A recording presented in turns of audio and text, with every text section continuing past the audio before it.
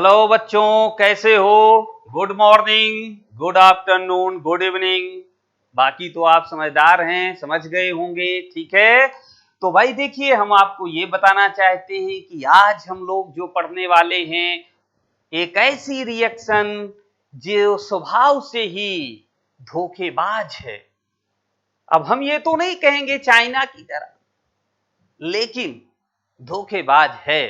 ठीक है, एक धोखाधड़ी वाली रिएक्शन है जो आपको कंफ्यूज करती है, आपको भ्रम में डाल देती है और आप उसके जाल में फंस जाते हैं। आपका आंसर गलत हो जाता है। समझ चुके होंगे मैं किसकी बात कर रहा हूं। Pseudo first order reaction. वो ऐसे स्पेलिंग के हिसाब से बोले तो pseudo first order, but it is pseudo first order reaction. Okay, और एक आवश्यक सूचना वो ये है कि भाई देखिए, जो लोग सब्सक्राइब नहीं किए हैं अभी तक वो सब्सक्राइब कर लें, क्योंकि अब हम लिंक भेजना बंद कर रहे हैं। ठीक है, और आप सब्सक्राइब कर लें, ठीक है, जिससे हर अपडेट आप तक पहुंचती रहे और आप घर बैठे आनंद लेते रहें और हम आपकी सेवा कर सकें। ठीक है, तो हमें भी थोड़ा सा रिलीफ दें और सब्सक्राइब कर लें, जिससे अपडेट आप तक खुद ब खुद पहुंचती रहे। तो माई सेल्फ इज के शुक्ला और ये है आपका सदाबहार evergreen YouTube channel chemistry with के शुक्ला। तो दोस्तों, अगर आपकी सेवा हम कर पा रहे हैं, आप हमारे लेक्चर्स वीडियोज को पसंद कर रहे हैं, तो लाइक, सब्सक्राइब और शेयर करना ना भूलें। तो आइए हेडिंग लेते हैं, स्यूडो फर्स्ट ऑर्डर रिएक्शन। तो भाई स्यूडो फर्स्ट ऑर्डर रिएक्शन, बहुत बोलना पड़ता है भाई, गले की बांसुरी बज जाती है। ठीक है, लोग कुछ और ही समझ लेते हैं।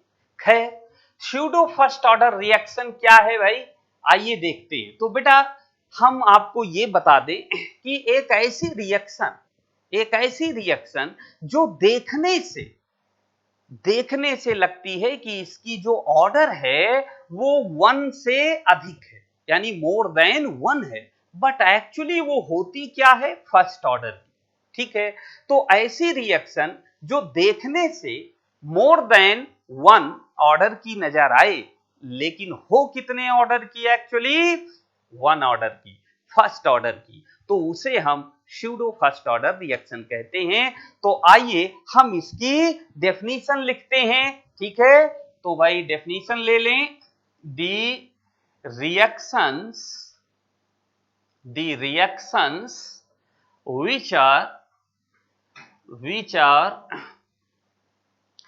which are not truly, समझ रहे हैं ना भाई, एक ऐसी कैसी रिएक्शंस जो कि वाकई फर्स्ट ऑर्डर की है नहीं। ठीक है, विच आर नॉट ट्रूली क्या भाई, of the first order but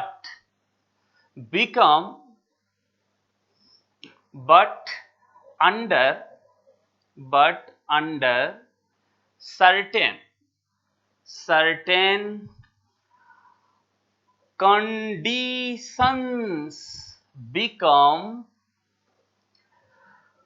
reaction of first order। ठीक है, known as क्या भाई, स्यूडो फर्स्ट ऑर्डर। समझ गए ना, रिएक्शंस। तो ऐसी रिएक्शंस जो एक्चुअली फर्स्ट ऑर्डर की होती नहीं है, लेकिन under certain condition becomes reactions of first order are called क्या बेटा, first pseudo first order reaction. देखो, इसको हम ऐसे भी डिफाइन कर सकते हैं। ठीक है, क्या कि एक ऐसी रिएक्शन, ठीक है, जिसकी मॉलिक्यूलैरिटी, ध्यान से समझिए, मॉलिक्यूलैरिटी इक्वल और ग्रेटर देन 2 हो। ठीक है, बट ऑर्डर कितनी हो, 1 हो। तो उसे हम स्यूडो फर्स्ट ऑर्डर रिएक्शन कहते हैं। तो अब इसे आप लैंग्वेज में तो कन्वर्ट कर ही लेंगे, अगर आप लिखना चाहें तो हम कह सकते हैं कि द रिएक्शन हैविंग मॉलिक्युलैरिटी इक्वल और greater than 2 but order of reaction is 1 is called first order reaction. तो आइए समझते हैं ऐसा कैसे हो सकता है। तो देखिए भाई, समझिए, मान लीजिए कि बेटा हम एक हाइपोथेटिकल रिएक्शन ले रहे हैं 2a प्लस बी और यहां पर बन रहा है प्रोडक्ट, ठीक है। अब हमने लिख दिया कि जो रिएक्टेंट ए है ये लार्ज एक्सेस में है, काफी ज्यादा अमाउंट है इसकी, किसके कंपैरिजन में बी। तो हम ऐसे लिख दें कि if initial concentration of A यानी ए नॉट, ठीक है, ये मच मोर ग्रेटर है then initial concentration of B.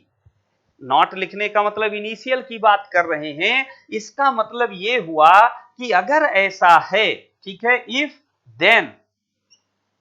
Then rate of reaction, rate of reaction, ठीक है,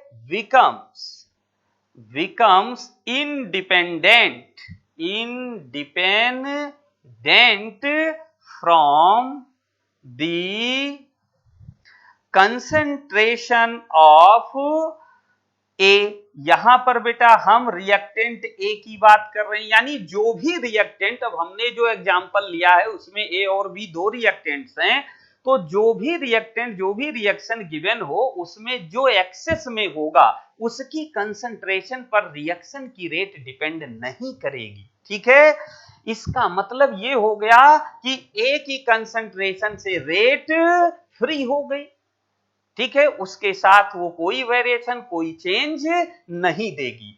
अब आप सोच रहे होंगे भाई हम कैसे मान लें ऐसा हो सकता है, तो जरा इमेजिन कीजिए, ये चीज नोट हो गई है ना। अगर ये आपने नोट कर लिया हो तो हम आपको एक एग्जाम्पल यहां पर करा के समझाते हैं। आप देखिए, मिटा दूं इसको, वेरी गुड। तो देखिए, मान लीजिए कि आप वर्षों से नहीं नहाए हैं। अरे भाई बुरा मत मानो, हम तो अपनी बात समझाने वाले हैं। मान लो, खुद अपने अंदर फील करो, मान लो आप वर्षों से, सालों से नहीं नहाए हो, सदियों से नहीं नहाए हो, अब आपका मन हो गया नहाने का, लेकिन कैसे। मान लो आप घूमते टहलते बीच में पहुंच गए। अरे भाई, बीच का मतलब मेरा समझ पा रहे हो ना, समुद्र किनारे पहुंच गए। अब लॉट ऑफ वाटर देख करके नहाने का मन आपका हुआ, तो आप समुद्र में कूद नहीं गए। आपने क्या किया, एक बड़ा सा ड्रम लिया 200 लीटर का, और उसमें गए 200 लीटर पानी भर लिया, और 1 किलोमीटर दूर आप जा करके नहाने लगे कि भाई नहाने जो पानी फ्लो करे, बहे, वो वापस तुरंत ओशन में ना जाए, ठीक। अब जरा सोचिए, आपने 200 लीटर पानी निकाल लिया, आपका काम हो गया, वर्षों से जमी गंदगी खाई धुल गई, पवित्र हो गए आप।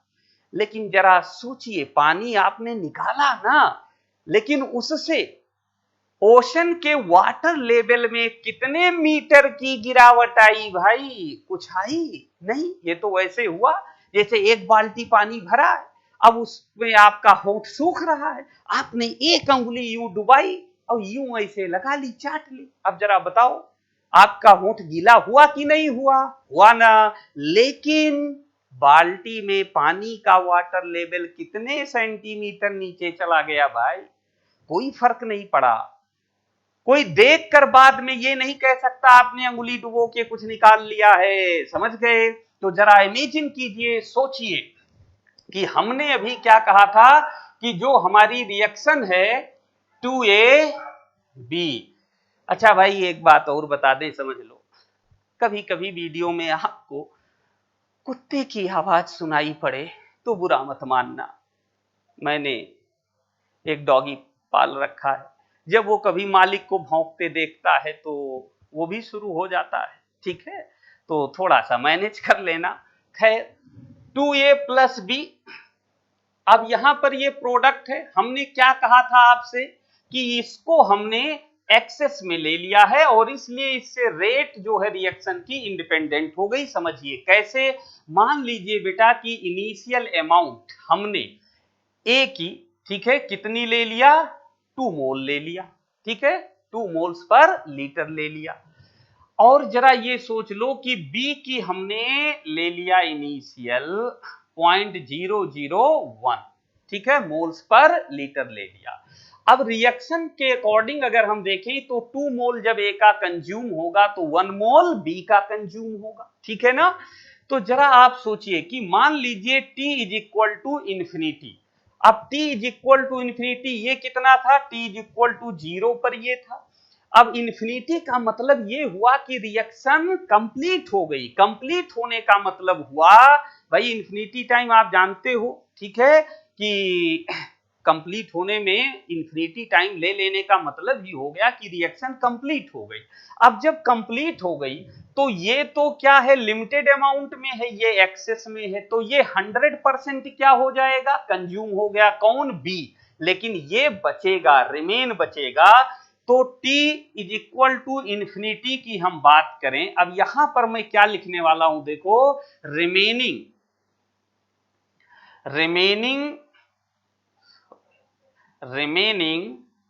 अमाउंट लिख लो या कंसंट्रेशन, वो आपके समझ पर डिपेंड करता है, ऑफ ए, ठीक है, रिएक्टेंट ए कितना हुआ रिमेनिंग, भाई जरा बताओ। ये इनिशियल था इतना, ठीक है, अब इसमें से देखो जब इसका 1 मोल कंज्यूम होगा तो इसके 2 होंगे, तो इसके मोल्स कितने थे, 0.001। तो कंप्लीट होने का मतलब हुआ, इंफिनिटी टाइम का मतलब हुआ ये 100% कंज्यूम हो गया।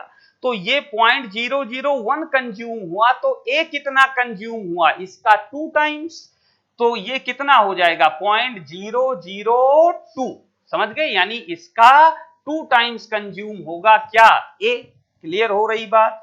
तो बेटा जी यहां पर ये बचा कितना, 1.998, यानी ऑलमोस्ट ये क्या है, 2 है। इसका मतलब ये हुआ जब रिएक्शन कंप्लीट हुई ना, ठीक, तो ए की जो कंसंट्रेशन है, जो अमाउंट है, उसमें कोई मेजरेबल चेंज नोटिस नहीं हुआ, वो ऑलमोस्ट क्या है, कांस्टेंट है। समझ में आ रही है बात। इसका मतलब इसकी कंसंट्रेशन में ए के कोई कंसीडरेबल चेंज नहीं हुआ, और अगर चेंज नहीं हुआ तो हम क्या कह सकते हैं कि इस रिएक्शन की रेट क्या हुई, independent from the concentration of A का सेंस जहां भी आप सॉल्व करें, कुछ करें, जो एक्सेस में दिया हो उसके रेस्पेक्ट में हम बात कर रहे हैं, ठीक है, ये चीज समझ गए ना भाई। तो आइए अब अगर ये समझ में आ गया है तो इस रिएक्शन का रेट एक्सप्रेशन हम लेते हैं। तो देखिए, रेट इज इक्वल टू के कंसंट्रेशन ऑफ ए पावर 2, भाई नॉर्मली तो हम ऐसे लिख रहे हैं, और कंसंट्रेशन ऑफ बी पावर 1 लिखते नहीं, और यहां हमने इसको एक्सेस में ले लिया, यानी अब इसकी कंसंट्रेशन पर रेट डिपेंड होगी नहीं, तो ये लिख दिया हमने 0। ये बात समझ में आ रही है भाई, कंफर्म हुए ना, कोई दिक्कत। तो यहां से हम ऐसे लिख सकते हैं, रेट इज इक्वल टू क्या हुआ, के। ये एक तरीका तो ये समझ में आ गया ना भाई। चलिए अभी इसको दूसरी तरीके से हम बताएंगे। देखिए केमिकल काइनेटिक्स के फर्स्ट सेकंड वीडियोज में हमने एक और तरीका आपको समझाया है, लिखाया है कि किस तरीके से करेंगे, ठीक है। तो जरा देखिए, हम इसको ऐसे लिख दें, इस पर तो डिपेंड है नहीं, तो यहां पर जो ये रिएक्टेंट है इसके टर्म में मैं लिख दूं रेट, ठीक है, change in concentration of B upon dt। अब इस पर क्यों नहीं लिखा, क्योंकि इस पर डिपेंड ही नहीं करती है, ठीक है, रिएक्टेंट है तो टाइम के साथ इसकी कंसंट्रेशन चेंज होगी, क्योंकि ये लिमिटेड है, वो मेजरेबल है, आईपीआर होगी चेंज होते, कांस्टेंट, और कंसंट्रेशन ऑफ बी पावर 1। तो भाई ये हम ऐसे भी रेट एक्सप्रेशन लिख सकते हैं। ये बातें समझ में आ गई भाई, किसी तरीके की कोई दिक्कत यहां तक है, ठीक है। हमने बी के टर्म में लिखा है, ना कि ए के टर्म में, ठीक है। तो देखो यहां तक ये बोर्ड 12th बोर्ड का यहां तक काम हो गया। इसके आगे 12th बोर्ड वालों को इसका मैथमेटिकल व्यू आगे जो बताएंगे वो जानने की जरूरत नहीं है, लेकिन ये बोर्ड के साथ साथ नीट और जेई वालों के लिए भी जरूरी है, क्योंकि आगे की बात यहीं से कंफर्म होने वाली है, ठीक। तो अब आगे हम क्या बताने वाले हैं, देखिए, but actually it can be written as, हम इसको इस तरीके से भी लिख सकते हैं भाई। वो तरीका क्या होगा ये हमें यहां पर समझना है। तो जरा बताइए वो तरीका क्या होगा। देखो हम ऐसे लिख दें, change in concentration of B divided by concentration of B is equal to, इधर कर दें भाई, माइनस के इंटू डी टी। क्लियर। अब आज तक इस लेवल तक आ गए हैं, आप समझ ही गए होंगे। अब अगर इसे इंटीग्रेट करें हम, तो भाई यहां पर क्या होगा, टाइम 0 है तो इनिशियल कंसंट्रेशन बी नॉट, और टाइम टी तक ये हो गई रिमेन कंसंट्रेशन बी। अब अगर हम इसको इंटीग्रेट करते हैं तो हमें क्या रिजल्ट मिलने वाला है भाई, जल्दी से बोलिए, हैं क्या रिजल्ट मिलेगा, किस तरीके का रिजल्ट मिलेगा, ठीक है। तो बिल्कुल फर्स्ट ऑर्डर वाला कंसेप्ट आ जाएगा। क्लियर हो रही बात। लेकिन हमें फर्स्ट ऑर्डर की तरफ नहीं जाना है, ठीक है। हमें अब भले हम वहां पहुंच जाएं, लेकिन सोचना क्या है, देखो एक्चुअली रेट एक्सप्रेशन हमारा ये है ना, समझ रहे हैं ना, ये है रेट एक्सप्रेशन। तो यहां पर हम क्या करें, इसको थोड़ा सा हम ऐसे लिख देना भाई, इसको और इसको हम, ये क्या है देखिए, इसको अगर हम हटा दें थोड़ा सा ऐसे लिख देना, तो ये भी तो रेट एक्सप्रेशन ही है यार। क्लियर। इसको ऐसे कर दें के और ये बी, क्लियर हो गई बात। तो हम क्या कर रहे हैं कि rate is equal to this है और rate is equal to this, तो इसको और इसको इक्वलाइज कर ले रहे हैं। तो यहां पर हमने क्या लिखा, के ए नॉट, ठीक है, और ये लिख दिया डी टी। ये बात समझ पाए भाई, किसी तरीके कोई दिक्कत। अब ये देखिए 0 और ये टी समझ में आ रही ना, कोई कंफ्यूजन तो नहीं हुआ, ठीक है। हमने यही चीज लिखा है। अब rate is equal to this और रेट इज इक्वल टू ये है, तो इस टर्म और इस टर्म को इक्वलाइज कर लिया, ठीक है। अब देखो ये ए नॉट क्या है, ए नॉट कांस्टेंट है ना, अभी आपको समझाया कि जो इनिशियल कंसंट्रेशन थी ए नॉट की, रिएक्शन कंप्लीट होने के बाद ऑलमोस्ट वही बची है, अगर कुछ चेंज हुआ तो वो मेजरेबल नहीं है। तो अब दो, ये भी कांस्टेंट है, ये भी कांस्टेंट है, दो कांस्टेंट का रिजल्ट अनदर कांस्टेंट हुआ, तो इसकी जगह पर अब हम क्या लिख सकते हैं भाई, इसकी जगह पर हम के डैश लिख सकते हैं, यानी के इंटू ए नॉट, इन दोनों का को हम के डैश लिख सकते हैं, ठीक। अब अगर इसे इंटीग्रेट कर ले भाई, तो हमें रिजल्ट क्या मिलेगा, डायरेक्ट लिख दूं, अरे अभी तक तो समझ गए होंगे ना, तो ना समझे हो तो देखो भाई, ये हुआ आपका डीबी, समझ में आ रही है बात ना, जरा बनाओ फटाफट क्या होना चाहिए, हैं कई बार बता चुके हैं, तो जल्दी से बना लो भाई, ठीक है, जल्दी करो। हो गया। तो यहां पर हम केवल इतना लिख दे रहे हैं, ऑन इंटीग्रेशन। देखिए लास्ट वीडियोज में पूरा डिटेल तरीका समझाए हैं, तो अब हम डायरेक्ट लिख दे रहे हैं। तो देखिए dB इज इक्वल टू, ये हुआ इनिशियल कंसंट्रेशन, ठीक है, इंटू ई माइनस के इंटू ए नॉट, ये बात समझ पाए, और इंटू हो गया टी, ठीक। या हम इसको ऐसे लिख दें, remaining concentration of B is equal to initial concentration of B minus K dash T.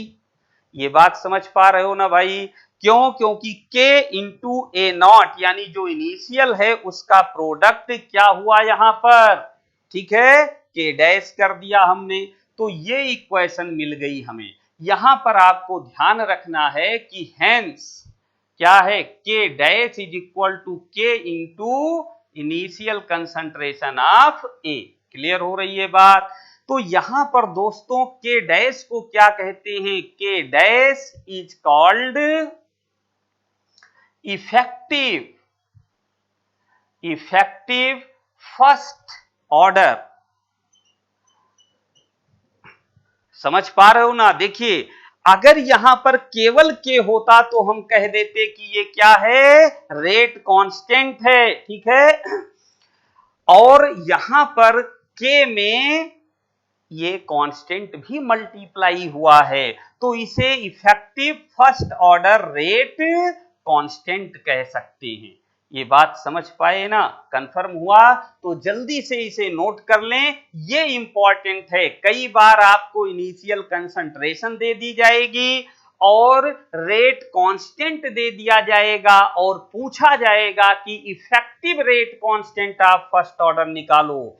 तो आपको क्या करना होगा? रेट कांस्टेंट और इनिशियल कंसंट्रेशन किसकी? जो रिएक्टेंट लार्ज एक्सेस में है मल्टीप्लाई कर दीजिए, इफेक्टिव रेट कांस्टेंट निकल आया। तो जल्दी कीजिए भाई, जल्दी से नोट कर लें। हो गया?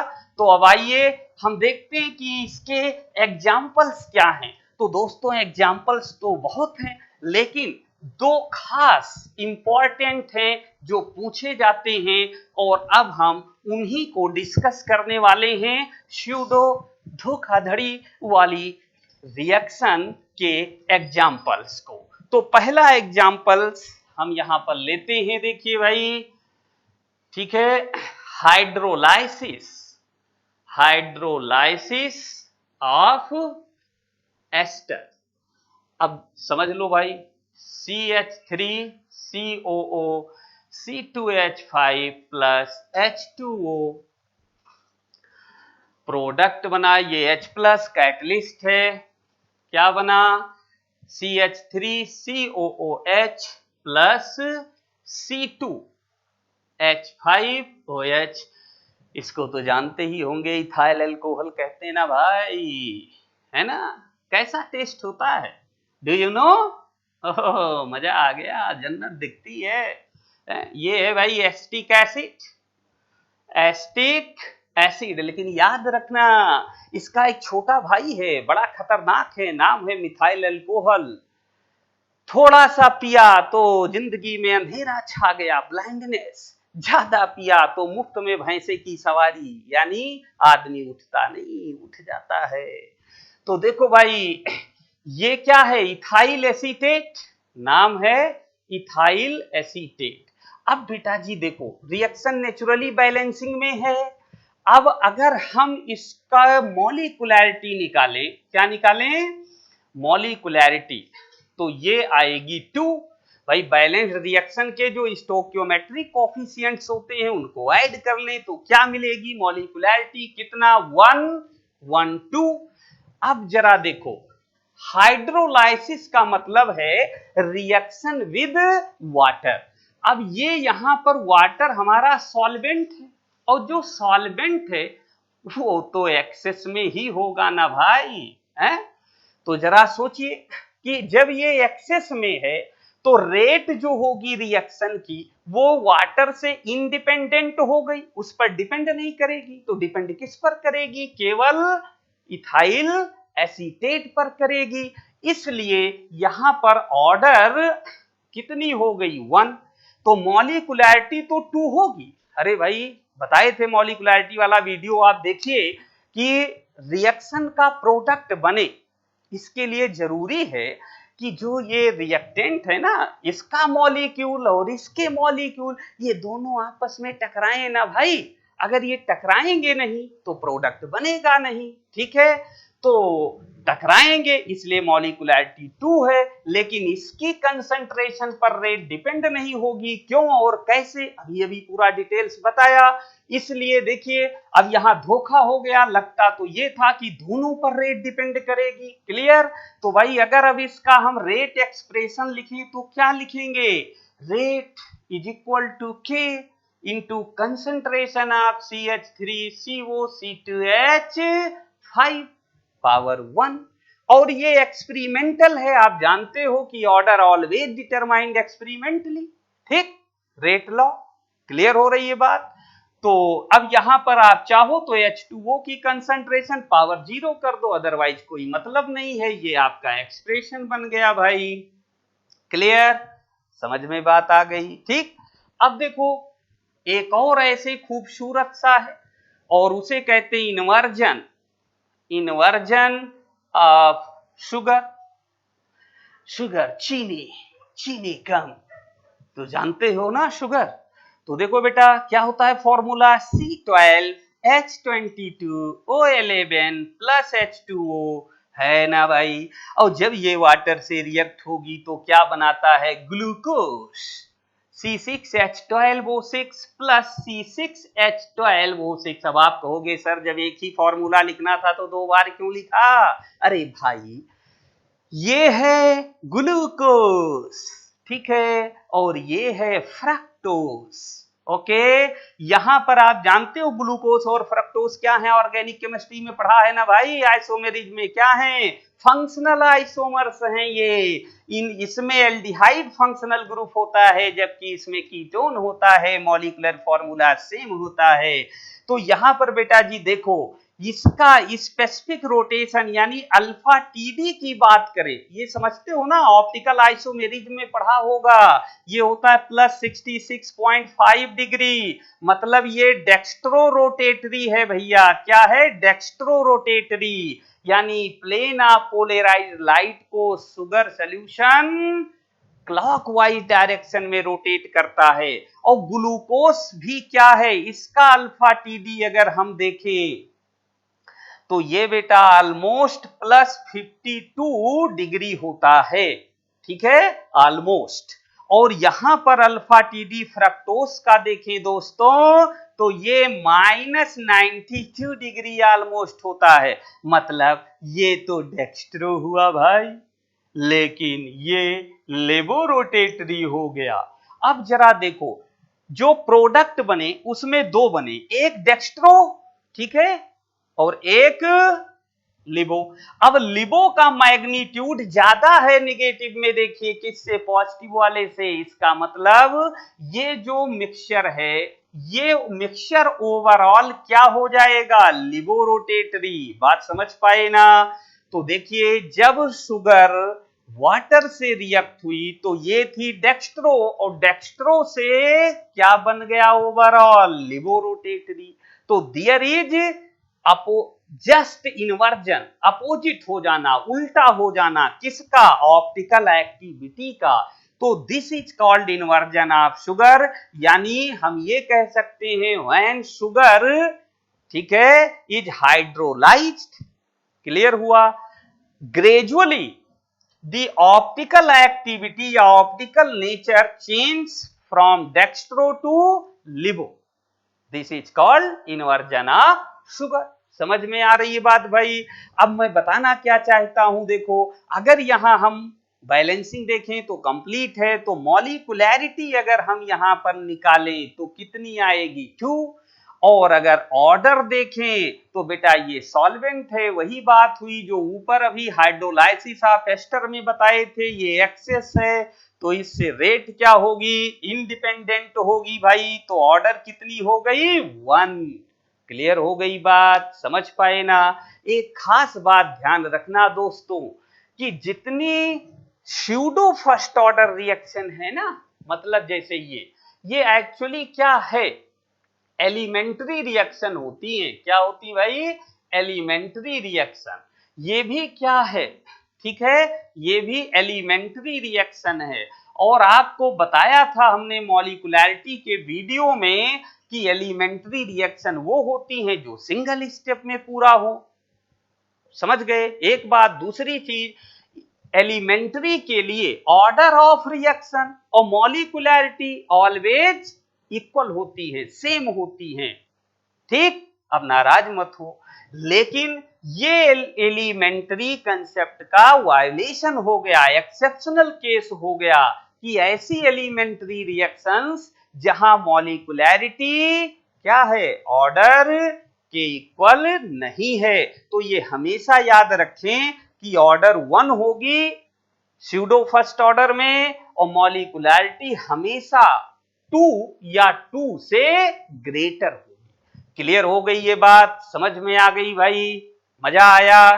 ठीक है, तो आप इसे नोट कर लें और अब हम लोग फिर नेक्स्ट वीडियो में नेक्स्ट कंसेप्ट के साथ मिलेंगे। ठीक है, लाइक करना ना भूलें, सब्सक्राइब करना। अब लिंक भेजना बंद कर रहा हूं। ठीक है, तब तक के लिए नमस्कार, नमस्कार, बाय बाय, जय हिंद।